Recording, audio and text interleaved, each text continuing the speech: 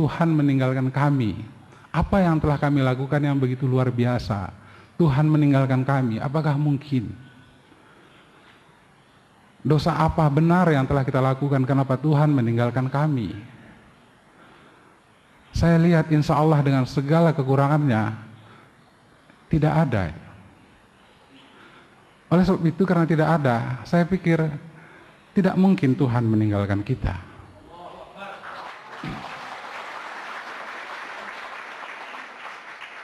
Dari mana jalannya? Bagaimana mungkin Tuhan berlaku zalim? Itu tidak mungkin. Oleh sebab itu, ini juga membawa semangat bagi saya tentang ketidakmungkinan itu, dan saya pastikan bahwa itu memang tidak mungkin. Oleh sebab itu, saya pastikan sekali lagi hari ini, Tuhan bersama kita.